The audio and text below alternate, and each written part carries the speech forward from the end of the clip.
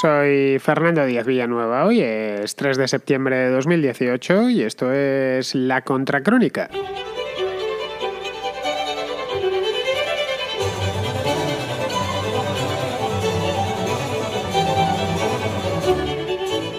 Hace cosa de un año, más o menos, año y pico, me pedisteis muchos de vosotros que me trajese a Antonio Escotado al programa.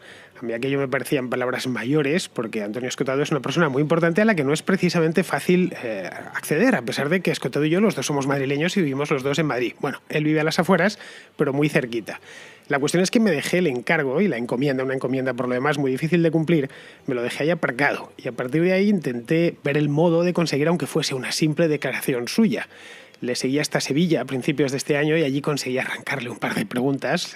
Subí un vídeo que está en mi canal de YouTube, por si no habéis visto, que estaba muy bien, por cierto. Y la cosa es que, bueno, entre unas cosas y otras, o unas cosas han llevado a las otras, al final he conseguido acceder al propio Escotado y no solo eso, sino estar en su propia casa, que es donde me encuentro ahora, y poder hablar con él largo y tendido. Llevamos un montón de horas hablando y hacer un programa de radio, es decir, hacer una contracrónica para disfrute mío, por supuesto, pero también y sobre todo vuestro. Así que hoy en La Contracrónica me honro de presentar a Antonio Escotado, que va a estar con nosotros pues la media hora preceptiva de programa.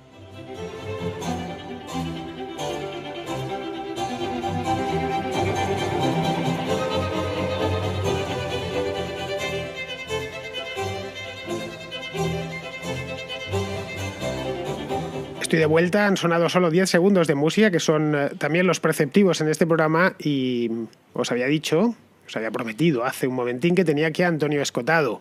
Es para mí un honor gigantesco y un privilegio para todos los oyentes de este programa que nos acompañes, aunque solo sea durante media hora un día. Muy buenas, Antonio. Muy buenas. Bueno, Antonio, cumpliste 77 años hace muy poquito tiempo, el mes pasado, en julio, ¿no? Julio, sí. Cumpliste 77 años y se diría que, no físicamente, que el tiempo pasa, pero intelectualmente se diría que estás en los 17, estás mejor que nunca. Es un milagro. Tienes una salud intelectual admirable. No me pongas colorado. No, pero sabes que es cierto. No estoy tan seguro, ¿no? Se te demanda de distintas instancias, incluida la política, para que, y alumbres un poco el panorama nacional, que está un tanto sombrío de un tiempo a esta parte. Y ha habido políticos, no voy a decir el nombre, que han recurrido a tus servicios para que les ilumines el camino. ¿Cómo lo has recibido? Con sentido de la responsabilidad y tampoco tomándomelo demasiado en serio. Fundamentalmente porque mi consejo a un político tiene que mediarse mucho. El político no tiene la misma secuencia temporal que el ciudadano. Digo el político verdadero, el estadista, el político que vale la pena. El político mira más a largo plazo de lo que hace el ciudadano. Pienso, por ejemplo, en Gladstone, pienso en Churchill, pienso sobre todo en Peel, el joven. Esos son hombres que tienen la dimensión temporal bien puesta. Pero si te fijas, has dicho todos británicos. ¿Ha habido algún estadista entre los hispanos? Uy, caramba, me pones en un brete. Me pones en un verdadero brete. Alguno habremos tenido, y si no aquí, pues en el otro lado del Atlántico, ¿no? Carambola. Yo creo que hay alguno, ¿eh? Rosas en Argentina, por ejemplo, fue un estadista y le dio forma a aquel país. Es que no estoy informado sobre Rosas. Y en España, los políticos o algunos políticos de la Restauración a finales del 19 sí tuvieron al menos voluntad de estadistas. Dime uno. Cánovas del Castillo, por ejemplo. Ah, es verdad. Cánovas, sí. El concepto posibilismo es bueno. Es interesante y me parece que es de Cánovas. Y su idea de empezar desde cero y hacerlo bien, es decir, que esta vez les saliese bien el experimento y casi les sale bien. Ahora, cuidado con empezar desde cero, Fernando, porque eso es la constante del nihilismo ruso y de los disparates de Marx. De empezar desde cero es siempre equivocado. Hay que partir en buena medida de lo ya hecho. Bueno, Cánovas era un conservador. Claro, Desde cero, después de los... demasiado conservador a mi juicio, por eso no admitía el sufragio universal. Era un poco como Guizot, el ministro de Luis XIV, de Luis Felipe. Yo creo que los liberales, hasta que aceptaron el sufragio universal, les tomó lo suyo. Bueno, también iba a decir como político superior a todos los que mencioné antes, Cobden, el de las Conlos, el de las leyes, la derogación de la tarifa sobre los cereales, que abarató un 30%. El pan y sus derivados, ninguna broma. Son todo políticos de la era dorada del laissez-faire, si te fijas. Sí, el primero que hizo el primer tratado comercial, el Cobden-Chevalier, que salió fenomenal, porque los franceses decían, uy, pero y tal, a lo mejor se reducen, si quitamos las tarifas, se reducen el valor total de las transacciones. Cobden dijo lo contrario y al año siguiente habían aumentado por 20. Fue un tratado comercial, para el oyente que no lo sepa, entre Francia e Inglaterra en la segunda mitad del siglo XIX. Exacto, sí, avanzando hacia los 1860, un poco más allá. En principio los que se llevaron las manos a la cabeza fueron los contrabandistas de todo tipo, claro, que les hacía polvo. Los del Canal de la Mancha. Claro, que además era un tráfico densísimo, de extraperlo, como se decía antes. Bueno, lo que eran los Pirineos en España. Había valles también enteros que vivían del contrabandismo. Hoy, de hecho, todavía en el Canal de la Mancha, como sigue habiendo dos países, el Reino Unido y Francia, sigue habiendo problemas, por ejemplo, con la con la pesca. El otro día, un barco de pesca británico embistió a uno francés porque se peleaban por las gambas. Yo cuando vi las imágenes, estaban en internet, me pareció delicioso, porque parecen pescadores del siglo XVII, atizándose por unas gambas para podérselas llevar a puerto, ¿no? Bueno, Antonio, ¿tú crees que tenemos algún estadista hoy en España? Pues no me atrevo a decir tanto, pero espero que Albert esté a la altura de sus responsabilidades. Eso sí, he tenido ocasión de decírselo y bastantes veces. ¿Y en el Partido Socialista, los partidos del turno, el Socialista y el Popular, crees que queda algo? Pues mira, el otro día estuve con Alfonso Guerra, que dio una conferencia bien documentada, bien expuesta, y en su tiempo no me gustaba Guerra, pero claro, hay tal diferencia con el PSOE actual que digo, pero por Dios, este hombre es un semidios comparado con lo que hay ahora. ¡Qué catástrofe! Sánchez no se ha dado cuenta quizá de que se está jugando la desaparición del PSOE. Bueno, Sánchez es el último saltimbanqui de una saga de saltimbanquis que proliferan por el PSOE desde hará por lo menos cosa de 20 años. Sí, yo diría que un poquitín más, sí. Desde la caída de Felipe González, más o menos. Sí, desde los fastos del quinto centenario, que es cuando empezó a aflorar la espuma esa marrón oscura de que, claro, es muy difícil para el ciudadano. El cargo público es un engorro, una molestia.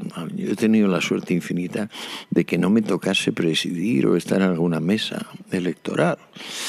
Y luego, claro, mi propia vocación ha hecho que me abstenga radicalmente de cobrar por cumplir un deber como la función pública.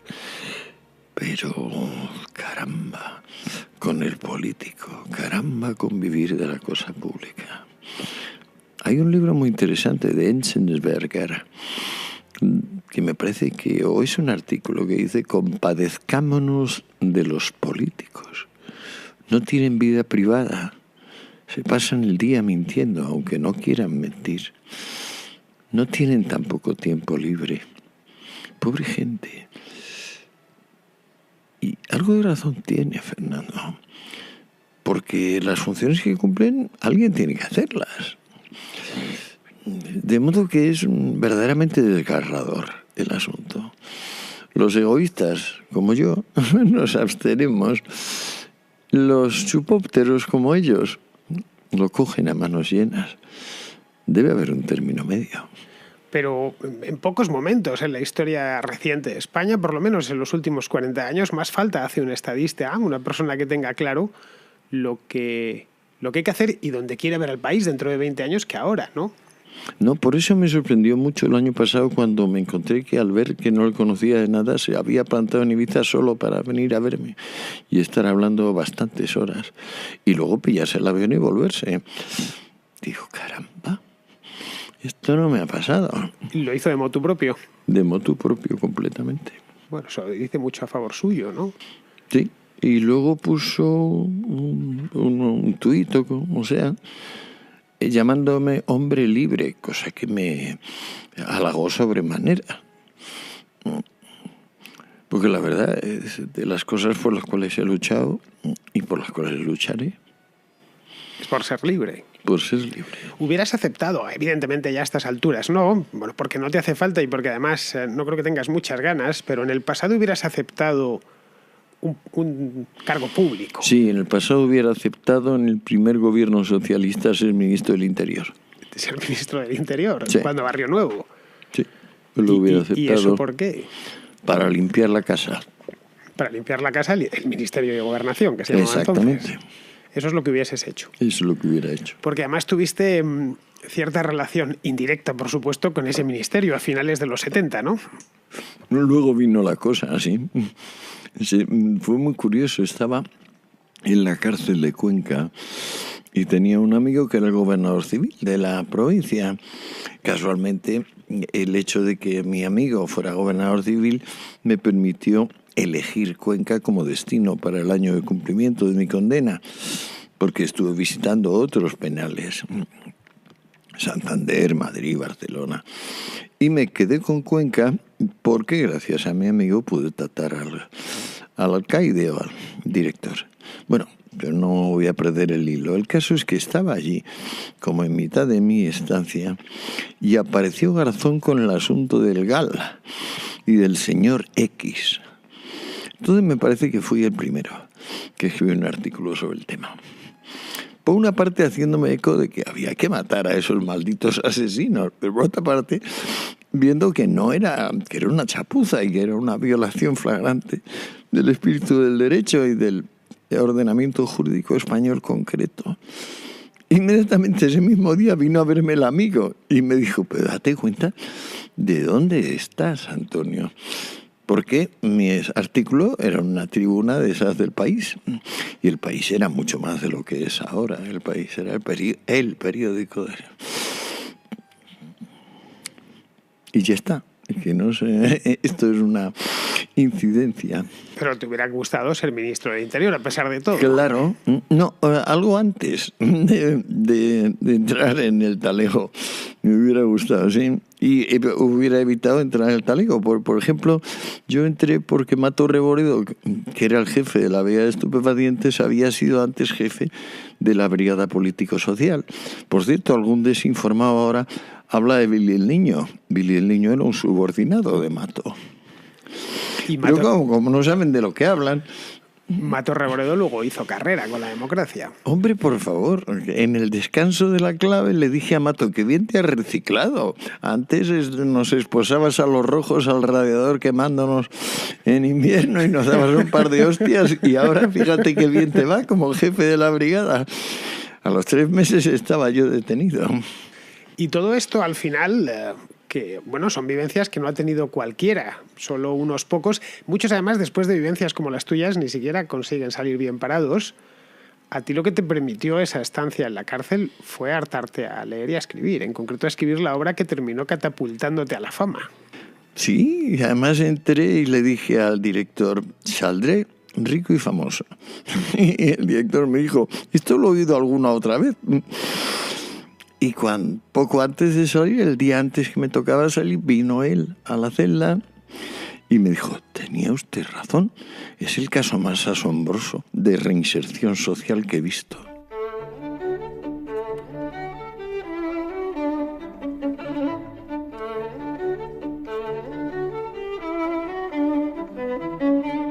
¿Es cierto o es una leyenda urbana? Y esto ya, bueno, muchos oyentes seguramente se lo habrán preguntado, que estuviste en una celda de castigo. Todo el tiempo. ¿Y que lo hiciste por voluntad propia? Claro, claro. Es que era imprescindible. En la cárcel el infierno son los otros. Yo necesitaba estar solo. Y lo conseguí. Y no me costó nada, entre tú y yo. Cuando luego a los 6 meses o así vino una orden de instituciones penitenciarias diciendo que para seguir redimiendo día por día tenía que dar clase, y eso me obligaba todos los días a cruzar el penal, me molestó bastante, pero, y claro, por supuesto, me daba derecho a patio. Es que nunca he echado de menos el patio. Tenía ventana, y aunque fuera con barrotes, para mí era un patio sobrado. Y encima, a través de mi ventana se veía un trocito de campo. Pude ver cómo se sembraba el trigo en aquel erial, cómo fue creciendo, cómo se segó. Lo vi todo. Ahí en Cuenca. Sí. Bueno, ahora que estoy en tu despacho, en el lugar donde trabajas, la verdad es que tiene cierto aire de celda monacal. Si no fuese, bueno, pues porque tienes unas vistas de la Sierra de Madrid fabulosas por la ventana, pero ¿sigues necesitando la soledad para trabajar? Sí, completamente, 100%. Y mi mujer, esto es maravilloso, también necesita su soledad. Digamos que hay 2 celdas de castigo en esta casa, una por piso.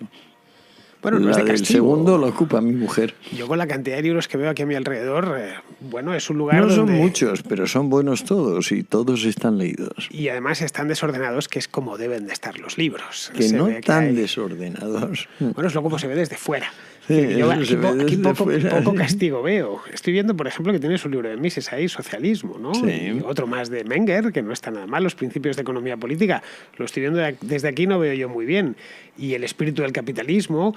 En fin, eso junto a otras obras que son de un signo ideológico radicalmente opuesto. Realmente... Aquí abajo tengo los 6 tomos de la historia de Inglaterra de Hume, que es uno de mis tesoros. Sí, cierto. Cierto. Y ahí lo veo, cierto es, ahí está. Bueno, realmente en tu formación nunca se ha detenido, has ido actualizándola y mejorándola claro. con Ahora y sigue, toma ¿no? más tiempo, ahora empleo más tiempo en estudiar que en escribir. Hubo una cierta época hace, pues eso, cuando terminaba los 3 tomos, sobre todo en el 2 y el 3 de Los enemigos del comercio, que escribía más que estudiaba, pero ahora he vuelto a tener un equilibrio más razonable. Digamos 40-60, 60 para el estudio. Los enemigos del comercio, que es, bueno, aquí por la Contracrónica pasó ya el año pasado y hablamos largo y tendido sobre él, bueno, al menos hablé yo sobre él, más el oyente que lo recomendó y que está en mi página web por si queréis verlo, ese programa. Los enemigos del comercio ha sido algo así como tu 7º hijo, ¿no? Sí, es el libro de mi vida. Yo dudé muchas veces de que sí podría hacerlo. Al principio era lanzarse al vacío. Y me lancé. Pero luego cuando realmente pensé dejarlo fue en mitad del 2º volumen, porque me encontré con la masa representada por el utilitarismo y el romanticismo como enemigos, pero también fieles amigos y familiares. Y había tal cantidad de material de ambos que pensé que no podía seguir adelante, que me había empantanado. Y efectivamente lo dejé un tiempo y pensé reescribir las unidades didácticas de la UNED, que es el libro que tengo entre manos. ¿Cuál es el libro exactamente? ¿Cómo se va a titular? Si es que tiene Creo título. Que se va a titular Hitos del sentido, porque mis unidades didácticas se llaman Génesis y evolución del análisis científico, entendiendo por análisis algo muy parecido a una patente industrial. Es decir, una fórmula original, práctica, de hacer o entender algo. Entonces, mi historia del pensamiento, que es lo que es las unidades didácticas, aparte de la relativa originalidad que tiene darle la misma atención, que diré yo, por ejemplo, a Newton que a Descartes, o más a Newton que a Descartes, o a Arquímedes, tanto más que a Protágoras. Aparte de eso, lo que querían es identificar esas análisis eficaces Y ahora me he dado cuenta de que es demasiado largo, no puedo asumir el material entero, pero sí puedo, en 200 páginas aproximadamente, 200 páginas de Word, resumir los hitos de descubrimiento que se produjeron desde Hesíodo hasta Aristóteles. O sea que es un libro de pura filosofía. Sí, sin una nota de pie de página, o mejor dicho, debe tener 3 o 4. Por cierto, muy largas las pocas 3 o 4 que hay, porque son de reflexión. Nada de, bibliografía, de erudición. ¿Y para cuándo crees que estará? Para dentro de un par de semanas. O sea que está al borde, vamos, calentito, ¿no? Está terminado. Está terminado y, 2 semanas antes de fin de año lo podremos comprar, ¿no? Seguro. Bueno, pues yo lo entregaré al editor en octubre, seguro. Bueno, la obra de Escotado está teniendo una segunda juventud a raíz de una iniciativa de su hijo Jorge, que se llama La Emboscadura, podéis buscarlo en internet, y se llama así, laemboscadura.com. Tiene también una cuenta de Twitter, y han decidido, su hijo, que se ha puesto el mundo por Montera, nunca mejor dicho, o Escotado, se ha puesto su propio apellido por Montera, y ha decidido reeditar toda la obra de su padre, de Antonio Escotado, menos los últimos volúmenes de Los enemigos del comercio. El resto está ya en parte toda publicada, tanto en edición de impresión a la demanda como en edición electrónica, para que se pueda descargar. Un día le tienes que pedir que se explique, porque la verdad es que por ahora, como coge todo, yo no he visto todavía ninguno en particular. Es lo que pasa con el 100 pájaros volando y alguno en mano, pero vamos, seguro que aparece. Pero la labor de reeditar toda una obra y ponerla disponible, esto no era tan fácil antiguamente. No, seguro que no. Estas son cuestiones que se hacían... es que antes de Internet, antes de los ebooks, antes de los podcasts, de donde estamos, realmente llegar al público tenía su complicación y un coste altísimo. Hoy, en cambio, con voluntad, talento y algo de trabajo, se puede llegar a mucha gente. Y seguro. Creo que el talento a ti te sobra y la voluntad y las ganas de trabajar le sobra a tu hijo. No, si cuando yo me refiero, ya lo ha puesto todo en electrónico, yo me refiero al papel, sí. Sí, pero cada vez menos gente lee en papel. Ya lo sé, pero sigue habiendo un público de papel. Yo no tengo ni idea de cómo cuantificar eso. ¿Tú cómo lo cuantificarías? ¿De 1 a 10 cuántos en papel? Es que no lo sé, porque no he leído ninguna estadística al respecto. Yo tampoco. Lo que sí sé, en mi caso particular, y yo soy lector, es que desde hace años yo leo cada vez menos en papel y más en Kindle. Más en el yo me lo leo todo en internet. O, sí. o en la pantalla, obviamente, los PDFs y demás, ¿no? En que PDF, ya apenas compro libros, a no ser que sean libros, pero lo mismo que con los discos, ¿no? Yo realmente, los últimos libros que compré, pues podrían ser Los enemigos del comercio, el resto me los han regalado, que fui exprofeso el día que salían a comprármelos porque tienen cierto toque de fetiche, ¿no? Es como... Cuando uno, no lo sé, le gusta mucho un grupo de música y cada vez que sale el grupo de los discos de Sabina, que me gusta seguir comprándomelos, porque ya ves tú que los puedes encontrar en cualquier lado, ¿no? Pero por tenerlos, no... Bueno, gracias, me siento halagado. No, en tu caso, que me consta que no soy el único, pero hay es que es más cómodo. Tú lo sabes. Hombre, no tiene ni comparación. Claro, es mucho más cómodo poder leer una cosa, puedes buscar dentro del tomas texto. notas y subrayas y caramba. Y luego es más barato. Es más barato, es decir, al final el ahorro, a poco que leas unos cuantos libros al cabo de año, el ahorro es considerable de una edición Kindle que cuesta 6, 7 euros a la de papel que cuesta 18. Desde luego, ¿no? Claro. Y además ahora ha rebajado Los enemigos, pero se ha tirado una temporada larga con más de 30 euros por volumen. Efectivamente. Bueno, está muy bien editado ese libro, pero... No, la gran ventaja de Espasa es que los cosen. No es la tapadura, es que al estar cosidos el libro puede ser leído y leído y leído y no se desencuaderna. No se desencuaderna, y en cuanto viene la tapa blanda y el pegado, entonces eso, la tercera lectura es el desencuadernado.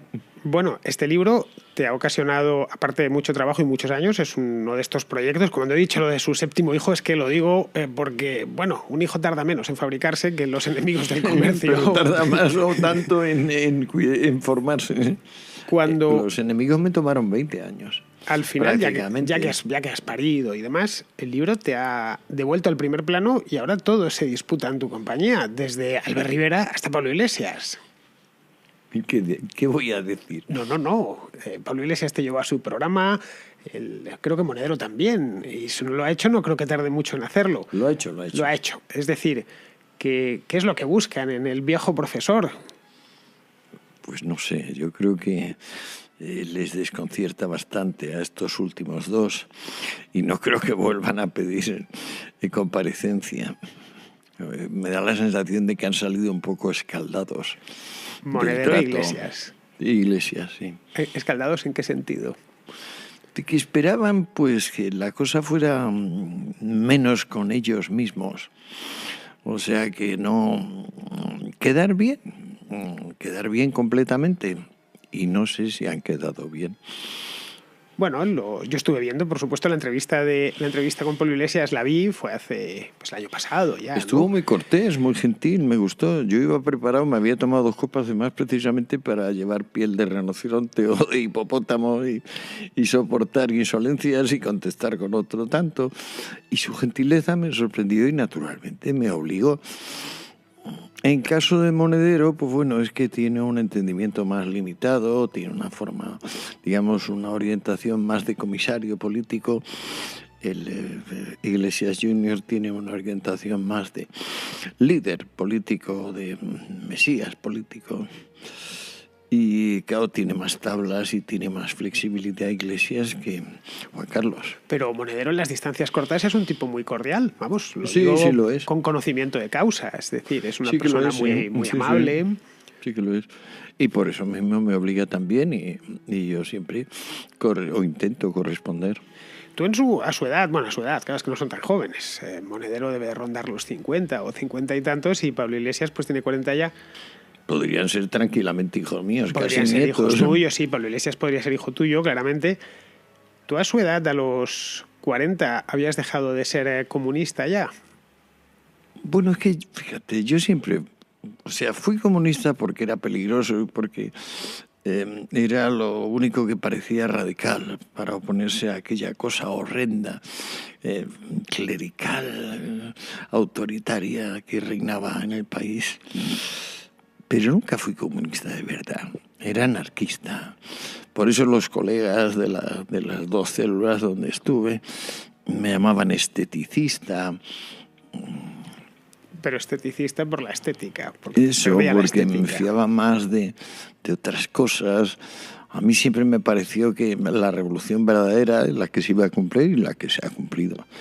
La única revolución seria de la historia universal, quizá, que es la de emancipar la elección sexual, que ahí es donde había que poner toda la carne en el asador, entre otras cosas porque era muy gratificante para los que ponían la carne en ese asador. Y cuando ya tuve la buena idea de irme a Ibiza, y aquello se convirtió como en el gran picadero mundial, donde las personas antes de hablar normalmente copulaban, te lo digo en serio. Claro que es cierto que había como una especie de filtro invisible que excluía a los feos.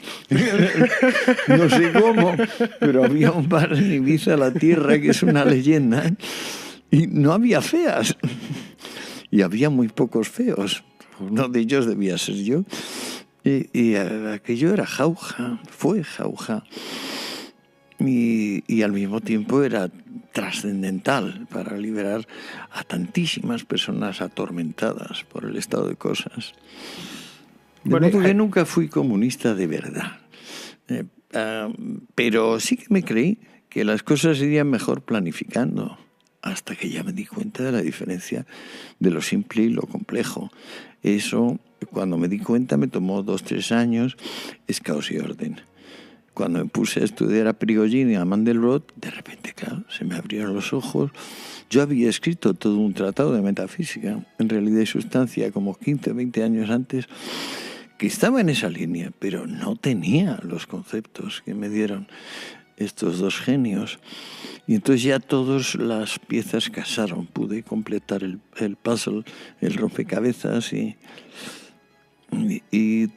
decir, caray, pues me estoy empezando a enterar de lo que siempre quise enterarme. ¿Qué demonios es esto?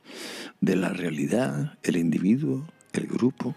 Bueno, lo tuyo fue un caso de honradez intelectual, no fue el único, hubo muchos en los años 70 y 80, pero otros muchos, en cambio, prefirieron mantenerse a unas sabiendas, a título íntimo, de que perseveraban en el error.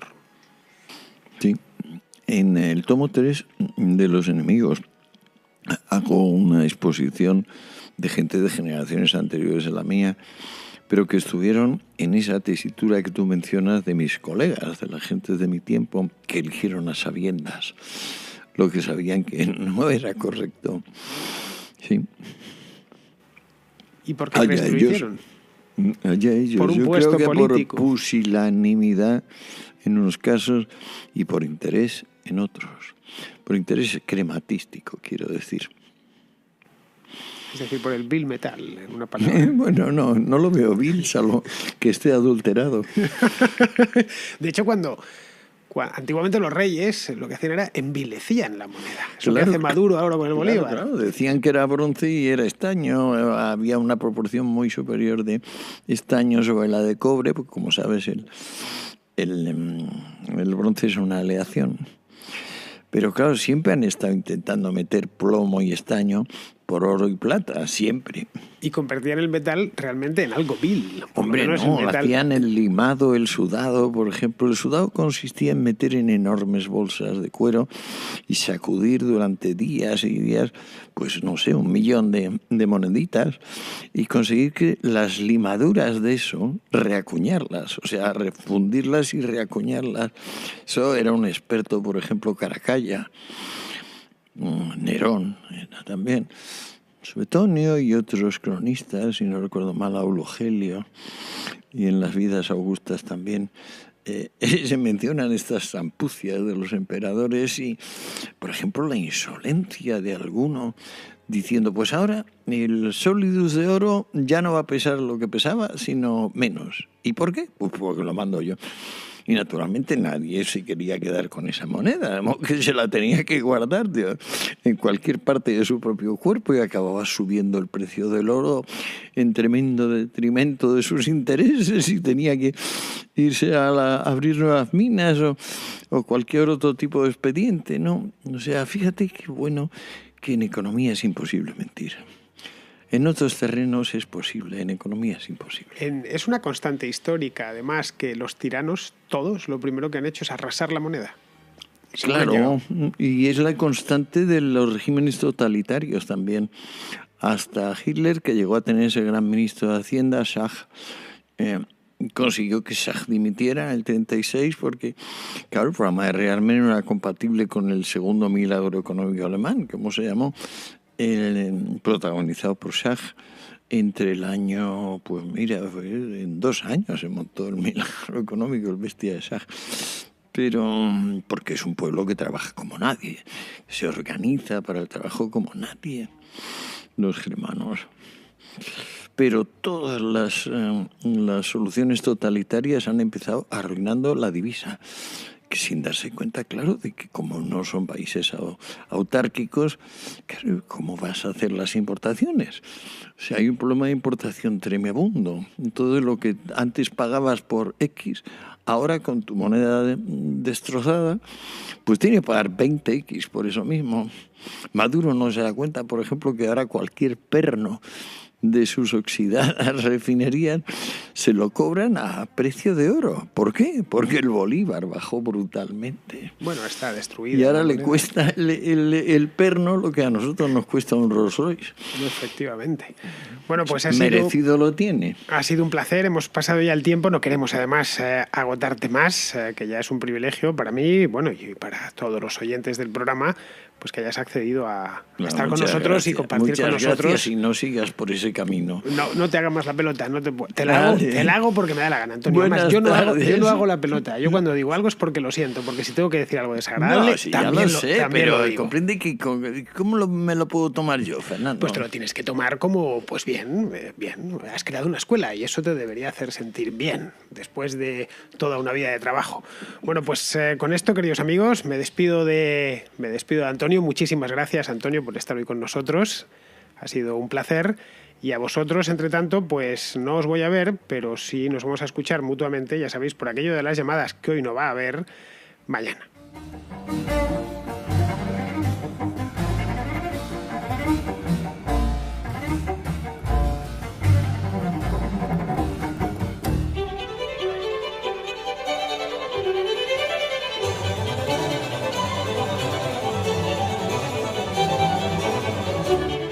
La Contracrónica y la Contrahistoria son 2 programas de radio independiente que existen gracias a sus oyentes. Si te gustan, puedes patrocinarlos. Lo puedes hacer de 2 maneras, a través de patreon.com/Díaz Villanueva o instalando la aplicación de iVoox en tu teléfono y pulsando la tecla Apoyar.